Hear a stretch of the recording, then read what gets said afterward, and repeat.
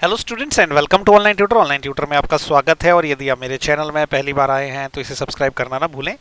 अभी हम लोग एक्सरसाइज 12.1 का क्वेश्चन नंबर 7 करेंगे और क्वेश्चन नंबर 7 में इसने बोला है a tent is in the shape of a cylinder surmounted by a conical top. Okay, तो इन्होंने क्या बोला है कि भाई एक टेंट है, ये सिलेंडर का शेप है और एक कॉनिकल टॉप ली है और इसके ऊपर वो रखती है। ओके, तो इससे ये टेंट बन गया। Okay, if the height and diameter of the cylindrical part are 2.1 and 4 metre respectively, तो ये जो सिलेंड्रिकल पार्ट है ना, इसकी इन्होंने हाइट कितनी दे के रखी हुई है 2.1, क्योंकि हाइट पहले लिखी है ना, तो 2.1 इसकी हाइट है। तो मतलब ये जो लेंथ है यहां से लेके यहां तक की, ये है 2.1 मीटर। तो ये है सिलेंड्रिकल पार्ट की हाइट। ओके, और diameter of the cylindrical part is 4 metre. तो ये जो डायामीटर है ना, ये यहां से लेके यहां तक का डायामीटर ये है 4 मीटर। ओके, अब क्योंकि सिलेंडर का डायामीटर जो रहेगा वही कोन का भी डायामीटर रहेगा, क्योंकि कोन इसी के ऊपर रखा हुआ है। And the slant height of the top is 2.8 metre. तो ये जो टॉप है ना, ये वाला, इसकी जो स्लैंट हाइट है, स्लैंट हाइट मतलब तिरछी हाइट, ये वाली जो हाइट है ना, ये है 2.8 मीटर। ओके, अब ये बोल रहा है कि find the area of the canvas used for making the tent. इस टेंट को बनाने के लिए जो कैनवास लगा है, कैनवास मतलब कपड़ा लगा है या जो भी उसको लगाने के लिए कपड़ा टाइप लगता है, उसका इन्होंने एरिया पूछा हुआ है। तो सीधी सीधी मतलब है, इसने क्या बोला है, इस पर्टिकुलर टेंट का ना सरफेस एरिया निकालना है, इसका मतलब ये है। ओके, फिर नेक्स्ट इन्होंने बोला है कि also find the cost of canvas of the tent at the rate of 500 rupees per metre square. Okay, और एक और चीज बोली कि note that the base of the tent will not be covered with canvas. तो इसका base जो वो कवर्ड नहीं है, इसलिए हम सिर्फ कवर्ड सरफेस एरिया निकालेंगे। ओके, तो देखिए इस क्वेश्चन को कैसे करेंगे। सबसे पहले जो सिलेंडर है ना, सिलेंडर की जो हाइट है वो कितनी दी है। ओके, ऐसा लिख देते हैं HEIGHT, हाइट ऑफ सिलेंडर। इसको हम करेंगे डिनोट H से, ये है 2.1 मीटर। ओके, उसके बाद जो डायामीटर है ना, डायामीटर कितना दे के रखा, देखो डायामीटर सिलेंडर और कोन का दोनों का सेम रहेगा, तो इसलिए मैं इसको डायामीटर D से डिनोट कर रहा हूं। ये है मेरा 4 मीटर। ओके, इसका मतलब जो रेडियस रहेगी ना, रेडियस, इसको मैं R से डिनोट करूंगा, ये 4/2 हो जाएगा, क्योंकि डायमीटर का आधा होता है, तो ये 2 मीटर हो जाएगी। ओके, और ये जो कोनिकल पार्ट है ना, इसकी स्लैंट हाइट क्या रहेगी, स्लैंट हाइट ऑफ टॉप, ये L से डिनोट होगा। ये क्या हो जाएगा हमारा, ये 2.8 मीटर है। तो टेंट का सरफेस एरिया क्या निकलेगा, तो ऐसा लिख देंगे हम, सरफेस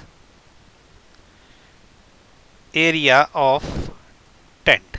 ओके, ये क्या निकलेगा, देखो सबसे पहले जो ऊपर का कोन वाला पार्ट है ना, इसका कर्व्ड सरफेस एरिया लगेगा। कर्व्ड सरफेस एरिया, क्योंकि ये जो सर्कल है ना, ये तो अंदर चला गया, तो सिर्फ एक कर्व्ड पार्ट बाहर रह गया है, तो ये होगा curved surface area of cone.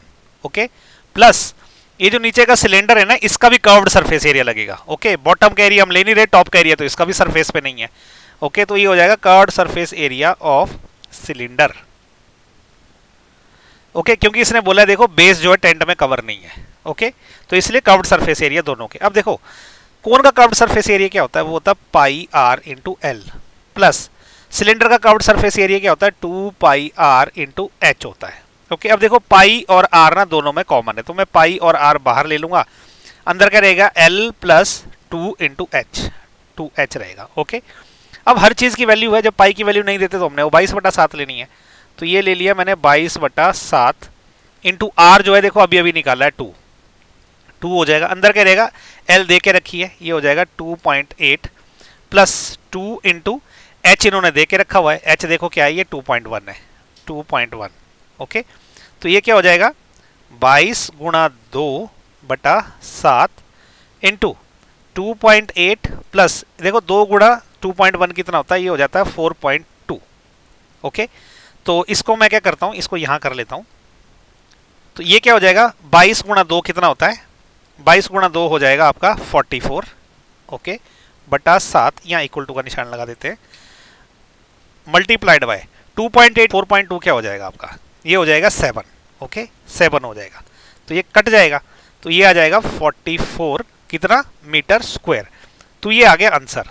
तो ये कौन सा आंसर है, जो कैनवस है ना, तो कैनवस का जो लगेगा उसका ये एरिया आ गया 44 मीटर स्क्वायर। तो इसको मैं ऐसे लिखूंगा यहाँ पे, यहीं लिख देता हूं मैं। ओके, तो ऐसा लिखेंगे हम कि canvas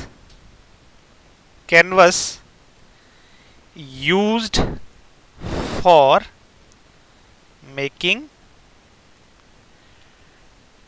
tent is equal to 44 metre square. Okay, ये हो गया आंसर फर्स्ट पार्ट का।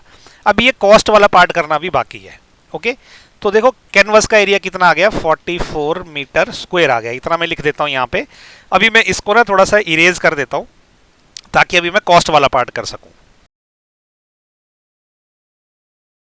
तो हमारे पास देखो कैनवस का एरिया कितना रखा है, इतना। ओके, तो मैं ऐसा लिख दूंगा कि area of canvas is equal to 44 metre square है। ठीक है, अभी कॉस्ट निकालना हमने, तो इन्होंने क्या है, 1 मीटर स्क्वायर का कॉस्ट कितना देखा, 500 रुपीज। ओके, तो ऐसा लिखूंगा मैं, cost of 1 metre square canvas, ये कितना है, 500 रुपीज, इतना रुपीज है।